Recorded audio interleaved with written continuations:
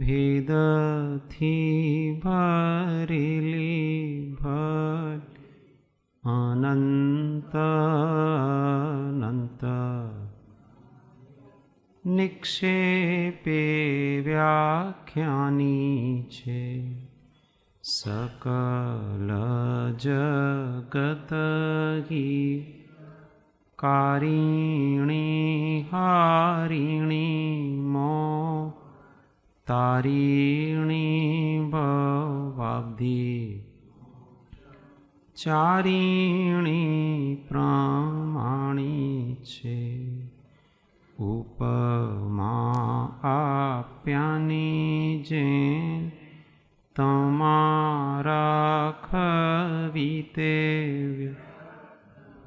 आपवाथी निज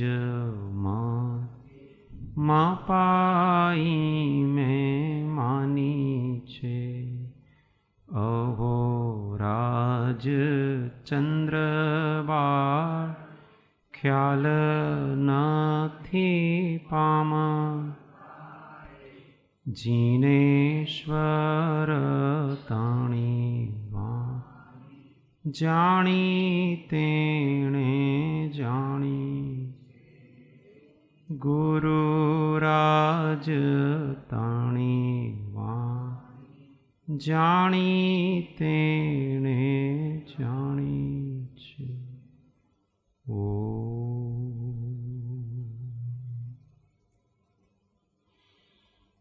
जय सद्गुरु।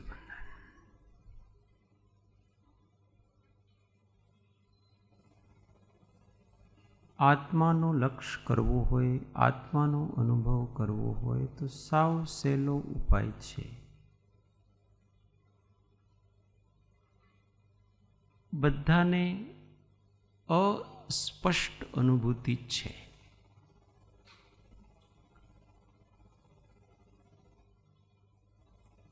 बधाने एटलो अनुभव तो छे के आ हूँ कंईक छूं।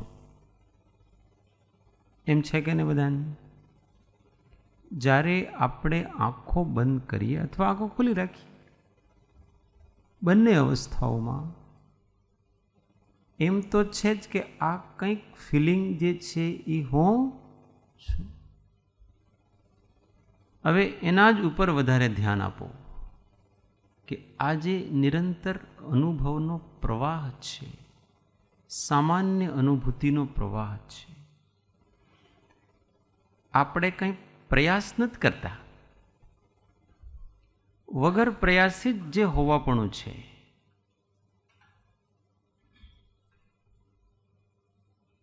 એને લક્ષમાં લો. એ સહજ તત્વ છે. પ્રફુલ્લ દાદાને લક્ષમાં ન લો.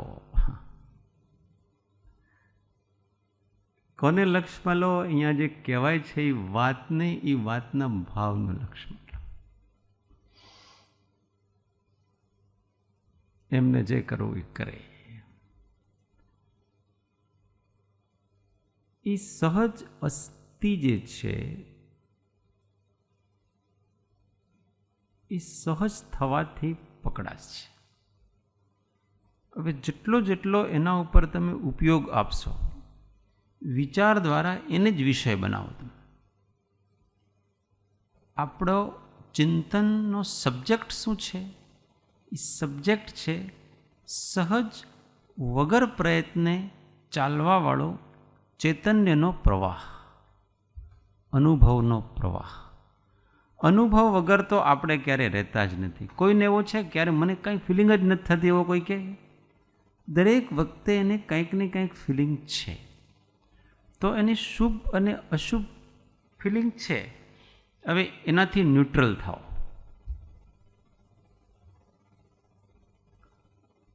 ન્યુટ્રલ થતાં જે ફિલિંગ ચાલે છે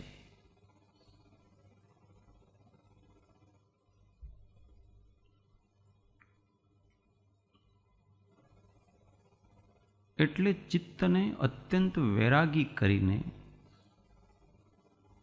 એક તાન થઈને જો સહજાત્મ સ્વરૂપનું અન્વેષણ કરીએ તો નિશ્ચિત રૂપથી સહજાત્મ સ્વરૂપનો અનુભવ થાય, પ્રતિભાસ થાય.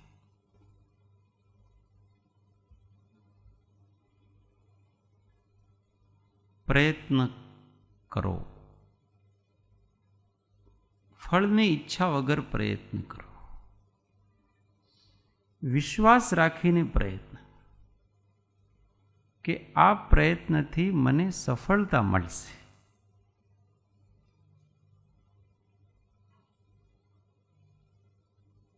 શ્રદ્ધા સહિત જે પુરુષાર્થ ન હોય એને સફળતા ન મળે. શ્રદ્ધા સહિતનો પુરુષાર્થ ફળ આપે છે.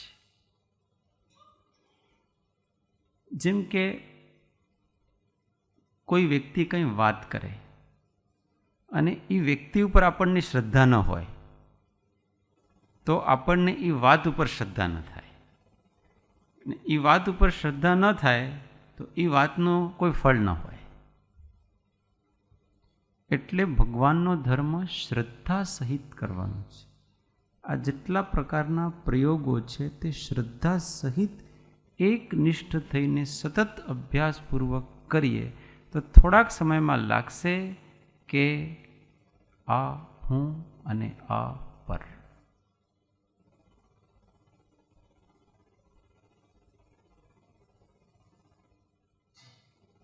આવરણને ટળતા ટળતા વાર લાગી. આંખ બંધ કરીને આત્મા થોડો દેખાય, એના ઉપર હજી આવરણ છે. આ અભ્યાસથી ધીમે ધીમે આત્મરુચિ થશે, શાંતિ વધશે.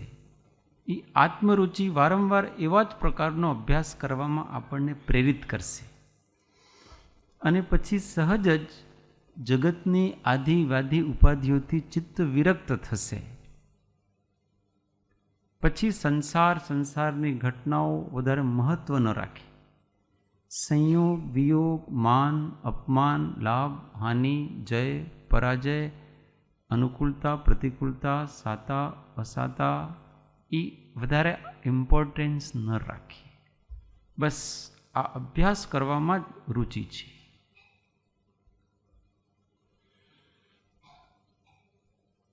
જ્યારે જ્યારે ટાઈમ મળે ત્યારે શાંત નિરાકુલ ચૈતન્યની સ્થિતિ કરવાનો પ્રયત્ન.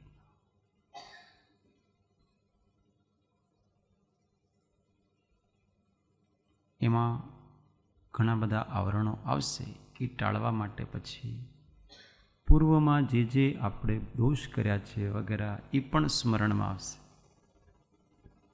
એને પણ ટાળવાના છે ધીમે ધીમે અને ચેતના પ્રકાશિત થશે ધીરે ધીરે.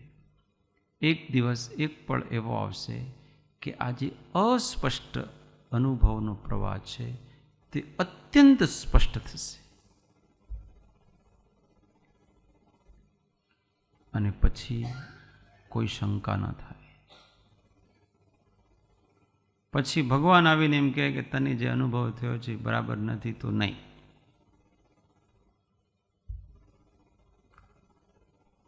હું જે અનુભવું છું એ મને અત્યંત સ્પષ્ટ છે. આંગળીમાં રેખા છે ને, સ્પષ્ટ છે કે નહીં? બસ એવા પ્રકારથી આવો જ્યારે અત્યંત સ્વરૂપાસ્તિત્વ સ્પષ્ટ ન ભાસે ત્યાં સુધી સમજવું કે હજી મોહ ગ્રંથિ ઉપસ્થિત છે, બાકી છે. આનો પ્રયત્ન કરવાનો છે. અને અંતર્મુક્તાનો અભ્યાસ, તત્વજ્ઞાન, વૈરાગ્ય અભ્યાસ.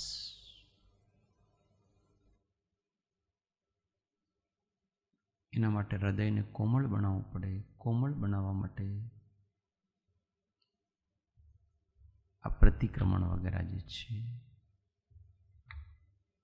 128 આ જ છે. આવરણ ટાળવાનું વસ્તુ છે. વળી સ્મરણ થાય છે કે પરિભ્રમણ કેવળ સ્વચ્છંદથી કરતા જીવને ઉદાસીનતા કેમ ના આવી હોય. સ્વચ્છંદ વિશે આપણે સવારે સારી રીતે જાણો. બીજા જીવો પરત્વે ક્રોધ કરતા, માન કરતા, માયા કરતા, લોભ કરતા કે અન્યથા કરતા તે માઠો છે એમ યથાયોગ્ય કાં ન જાણ્યું. હવે જ્યારે આપણને આવા પ્રકારની શાંતિનું સંવેદન થાય છે ત્યારે આપણને એમ થાય છે કે આ પહેલાં મેં ક્રોધ કેમ કર્યો હશે. પહેલાં મેં આટલું અભિમાન કેમ કર્યું હશે? મેં આટલી માયાચારી શા માટે કરી હશે? એનાથી મને શું મળ્યું? આટલો લોભ કર્યો તો મને શું મળ્યું એનાથી? માત્ર બંધન. અને હવે એ મારી શાંતિમાં અંતરાયરૂપ થાય છે. મને આત્માના દર્શન નથી થવા દેતા. મારે આત્માના દર્શન કરવા છે, પણ આ દર્શનાવરણ અને દર્શન મોહની બંને ઊભા છે.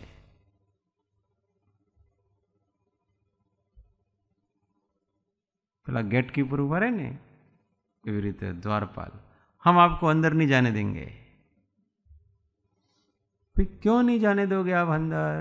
आप पात्र नहीं हो. मंदिर के गर्भगृह में जाने के लिए जितनी शुद्धि की आवश्यकता है उतनी शुद्धि आपकी नहीं है, इसलिए आप अंदर प्रवेश नहीं कर सकते हो. वैसे ही ये अपना चैतन्य मंदिर है, उसमें चैतन्य देव विराजमान हैं. उसके दर्शन करने के लिए जितनी शुद्धि की आवश्यकता है उतनी शुद्धि अभी तुम्हारे अंदर नहीं है, इसलिए आपको दर्शन नहीं करने मिलेंगे. आ कोण के छे? दर्शनावरणी अने दर्शन मोहनी बन्ने मळीने काम छे. 8 कर्मो बधा भेगा भेगा मळे छे.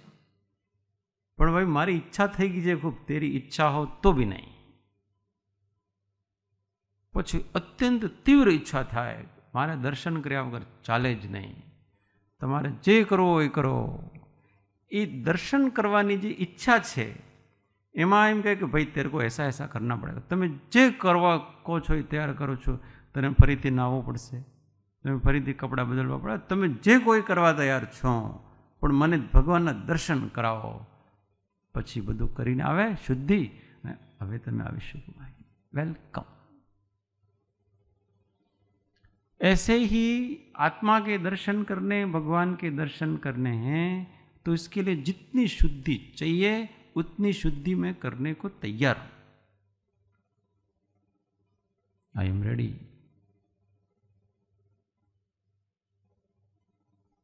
और पहले जो जो किया उसको माफ करो यार, बहुत हो गया. पहले लोग देख, तू पहले ऐसा ऐसा गंदा रहता था, अब हमको तुम्हारे ऊपर विश्वास नहीं है, फिर से तू गंदा हो जाए. नहीं, अब मैं पहले गंदा रहता पर अब नहीं रहता हूं. पहले मैंने जो जो भी किया वो मैं नहीं करूंगा. अभी मेरा विश्वास करो एक बार. ये तो पेला क्यांथी बोले छे? अंतःकरणथी बोले तो विश्वास आवी जाय सामे. अने झूठ मूठनो तात्कालिक काम काढवा माटे बोले तो नहीं. अत्यारे एक तरंग आवी गई, ये तरंग ने पूरी करवा माटे बोलो तो लोग नहीं. वास्तव में इसके अंदर अब दोष करने की वृत्ति नहीं है. अब ये सुधर गया मामला सब. तो फिर जिन शासन में आपका प्रवेश है आ सकते हो. एम जीवने थाय बीजा जीवो प्रत्ये गुस्सो कर्यो આપણે કર્યો હશે ને? યાદ આવે છે અત્યારે? प्रतिकूल परिस्थितिમાં આવીને કરી લીધો. प्रतिकूल संयोगों में क्रोधित होकर संसार बढ़ाया है, संतप्त हृदय प्रभु चंदन सम शीतलता पाने आया. तो હવે ખેદ થાય કે પ્રતિકૂળ પરિસ્થિતિમાં શા માટે હું પોતાની જાતને ભૂલી ગયો. ભગવાનની આજ્ઞા એમ છે કે કોઈ પણ પ્રતિકૂળ પરિસ્થિતિ આવે તારે આવેશિત નથી થવાનું. તારો કામ છે શાંત નિરાકુલ રહેવાનું છે. કેમ ભૂલ્યા? ભૂલ્યા ભમરા. ભમરા ભૂલ્યા. કાલે રાતના ભજન લીધું હતું અરવિંદ. मैंने क्यों भूल की होगी? खेद था. मैंने क्यों अभिमान किया होगा? मुझे मिला क्या इसका? थोड़ा सा सम्मान पाने के लिए मैंने अपने आत्मा को खो दिया.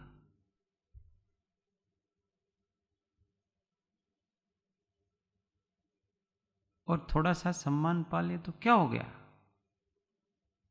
कौन याद करेगा? आज अनंत तीर्थंकर हो गए, कौन याद करता है उनको?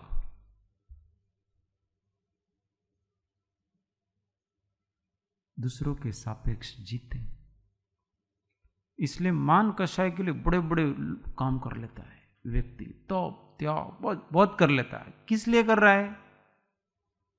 मोटा थवा। बड़े हो के क्या करोगे आप? आपको कह देंगे थोड़ी देर, हाँ तुम मोटा, नमस्कार तुमने, फिर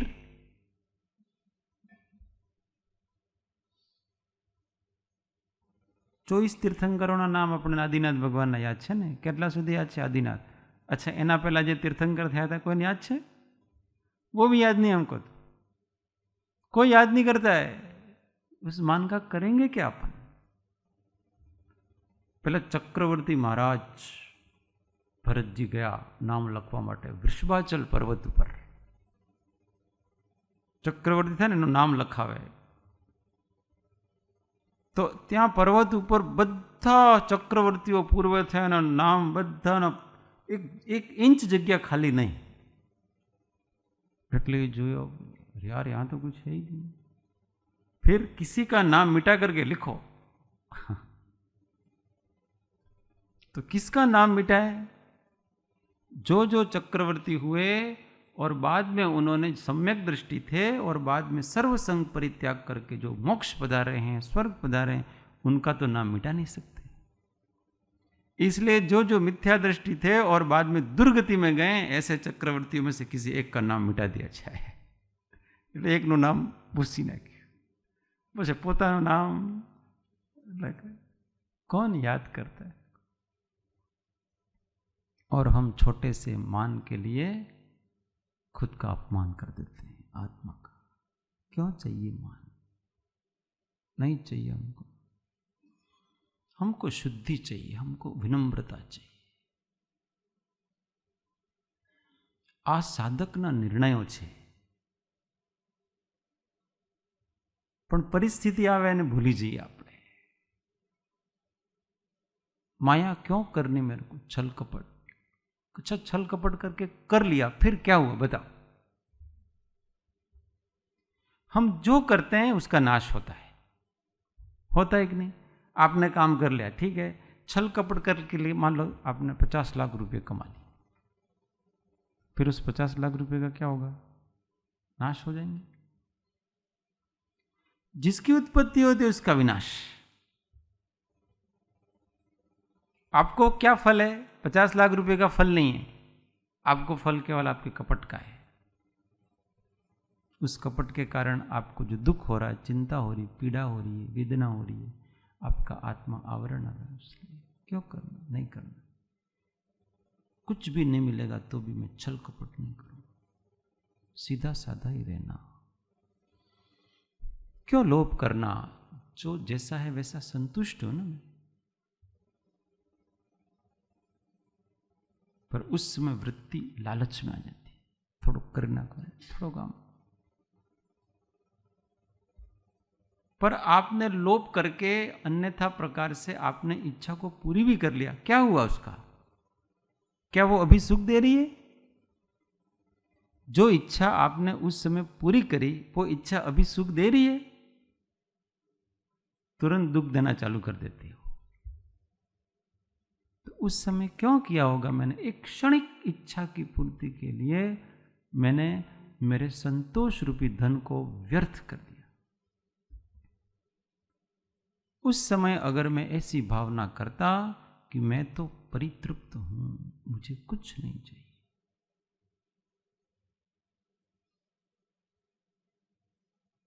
मैं ये कर भी लूंगा तो भी कोई मेरे को शाश्वत संतोष शांति मिलने वाली नहीं है, तो उस परिस्थिति को झेल लिया जाए, निकल देंगे।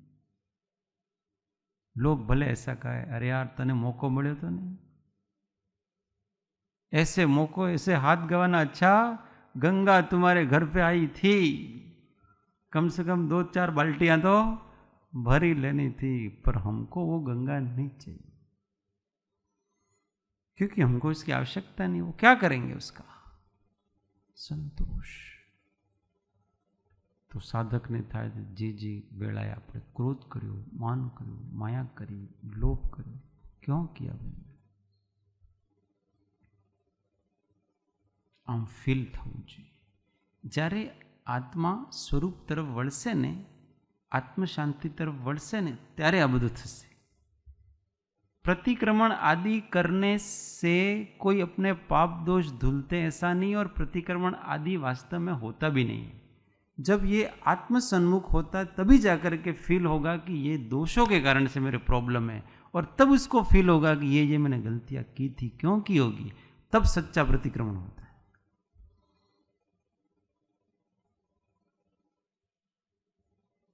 आत्मज्ञान, आत्म समाधि, निर्विकल्पता की जो भूख है, ललक है, उसी से ये सारे साधन सही होंगे, यथार्थ होंगे। नहीं तो ये सारे साधन केवल आपके अहंकार की पुष्टि के अतिरिक्त और कुछ नहीं, केवल हमारा अहंकार बढ़ाएंगे और कुछ नहीं करेंगे। मिच्छामी दुक्कड़म करके भी हम केवल अपना अहंकार बढ़ाएंगे। बस આજે તમે બધાને મિચ્છામી दुक्कड़म कर લીધા, મારા પાપ બધા धोवाई गया, ऐसा नहीं है। वृत्ति तो वही की वो रही।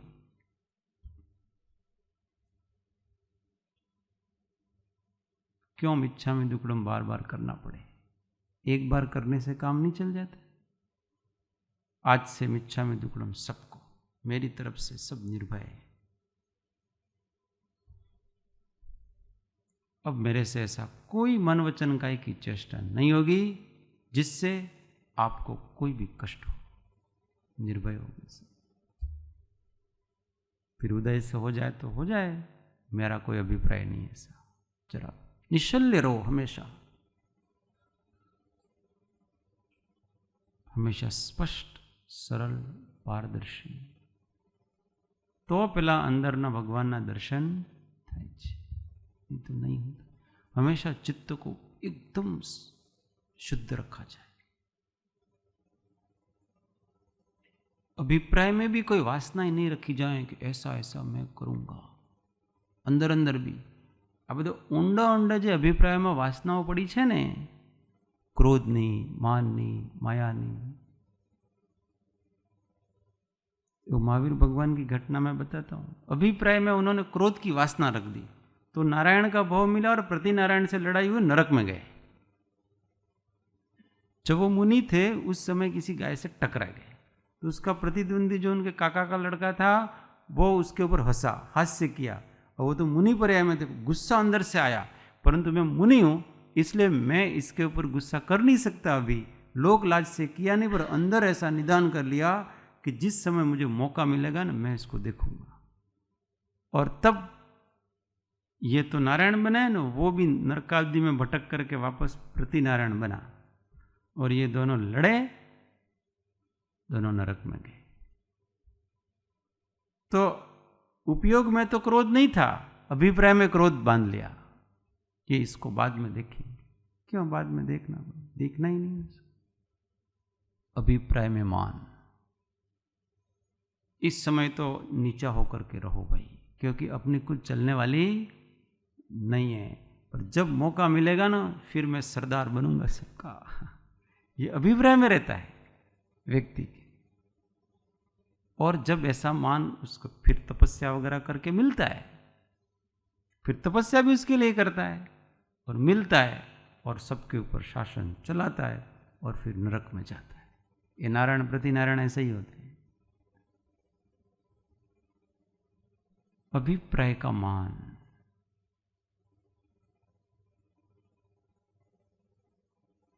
कोई स्त्री पर्याय में है, वो उसको पुरुष के अंडर में रहना पड़ता है, आज्ञा का पालन करना पड़ता है। अपने मन की कुछ चलती नहीं है, तो वो क्या सोचते, अभी मैं स्त्री पर्याय का छेद करूंगी और पुरुष बनूंगी, फिर मैं स्त्री को अपने अंडर में रखूंगी।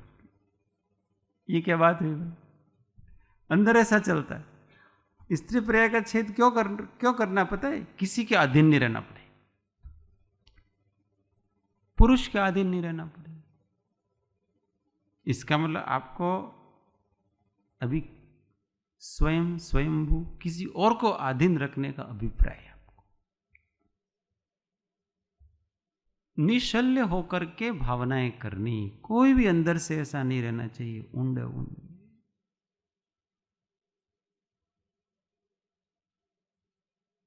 अभी छल कपट करेंगे ना, कोई काम नहीं आएगा। अभी तो सीधे साधे रहो, स्पष्ट बोलो। अभी आपका छल भी काम में नहीं आएगा, इसलिए अभी आप सीधे रहो। अभी उसके छल का अभिप्राय है, पर परिस्थिति ऐसी नहीं है कि छल करने पर भी उसका कोई रिजल्ट आए, इसलिए वो छल नहीं कर रहा है, बाद में करेगा।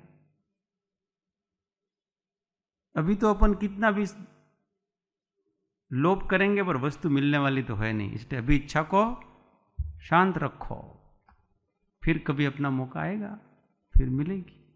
ये जो अकाम निर्जरा करते हैं, बाल तप, ये सब ऐसे ही करते हैं, और इससे फिर भवंतरिक देव में जाते हैं, खूब भोग विलास करते हैं। जितनी इच्छाओं को दबा कर रखा था वो सब साधन उनको मिलते हैं, बहुत भोग विलास करते हैं, और फिर एकेंद्रिय में जाते हैं।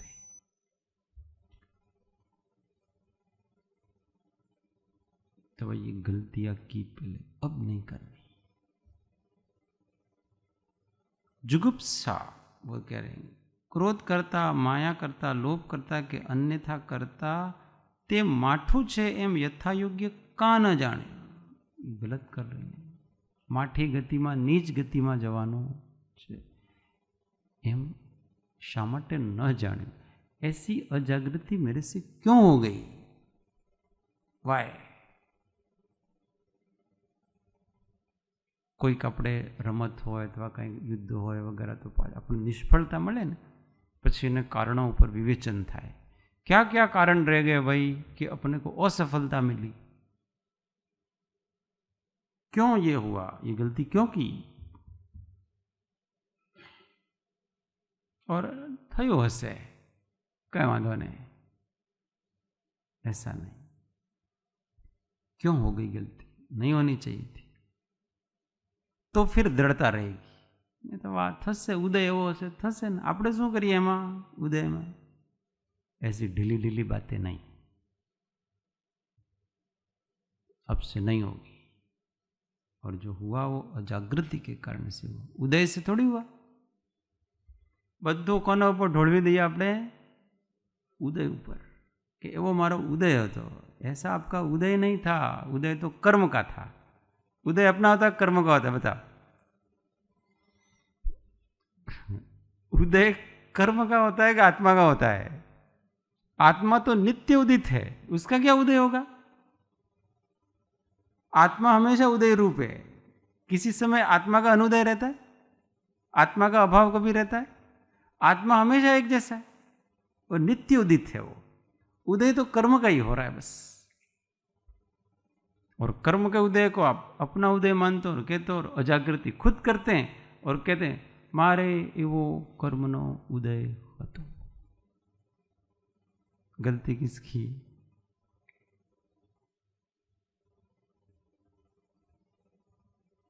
तो एना माटे पोता पर धिक्कार भाव होवो जोईए। अर्थात एम जाणवुं जोईतुं हतुं छतां न जाण्युं, ए वળી फरी परिभ्रमण करवानो वैराग्य आपे छे। एम जाणवुं जोईतुं हतुं पण न जाण्युं, એ વળી પરિભ્રમણનો વૈરાગ્ય આપે છે। હવે પરિભ્રમણ કરવું નથી। वैराग्य किसके प्रति वैराग्य है? परिभ्रमण के प्रति वैराग्य है। अब नहीं, अब एक तान होकर के स्वरूप स्थिति करनी है। हाँ, तुम्हारा कहीं पूछो।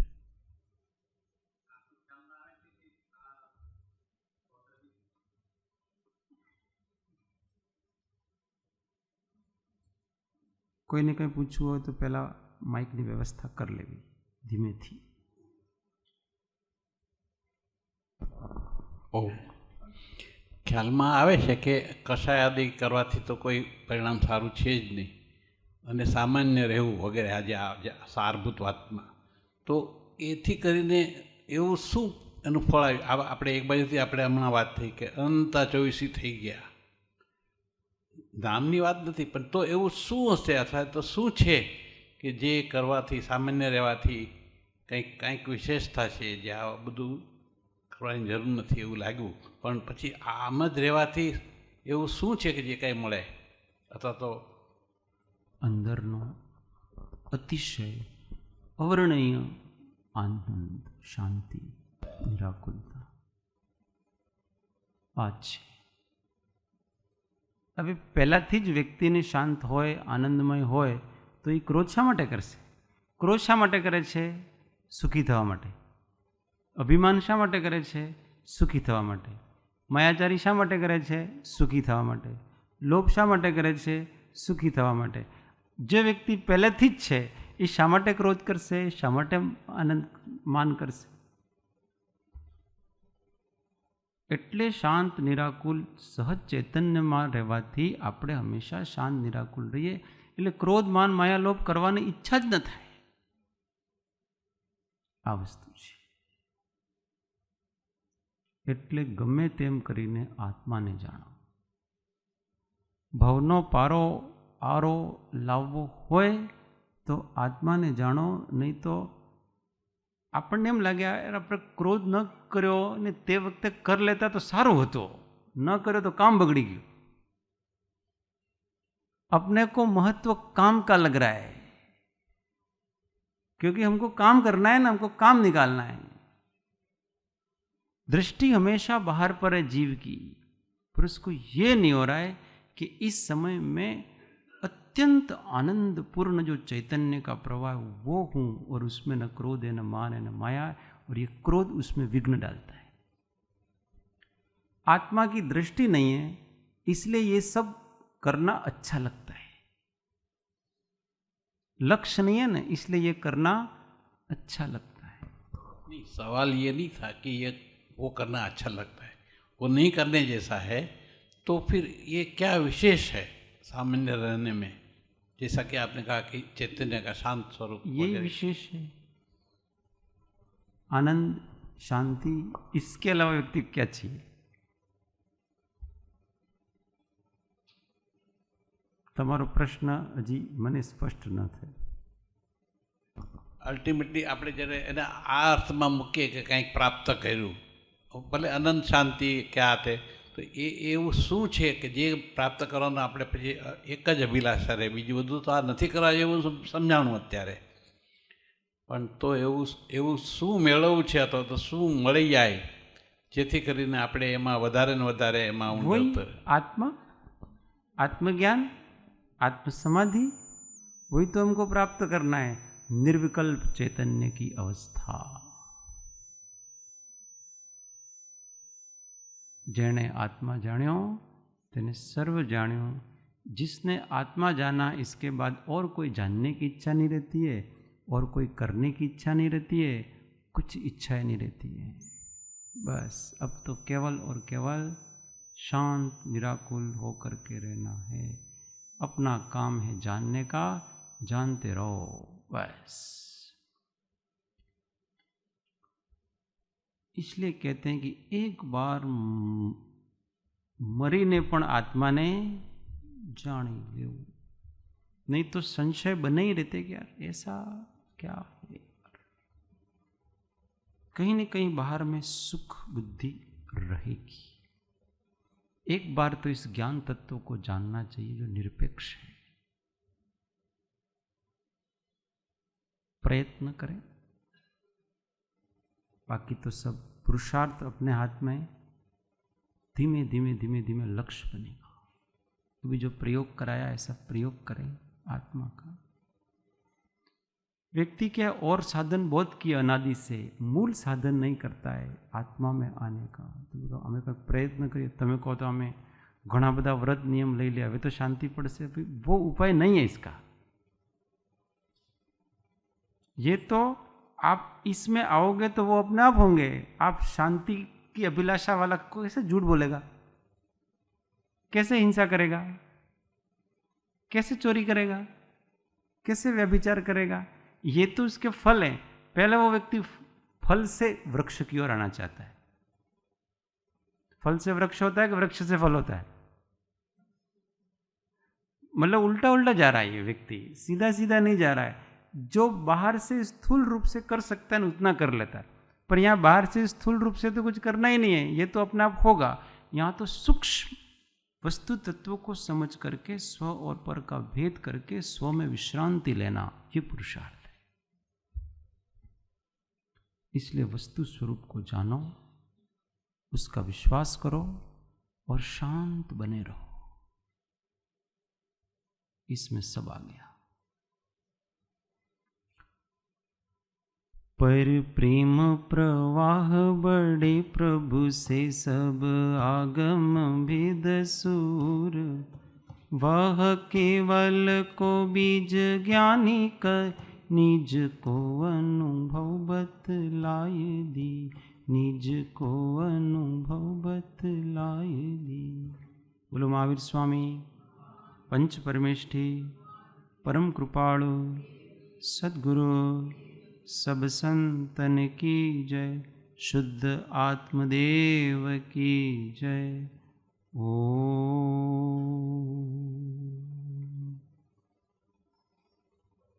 जय सद्गुरु।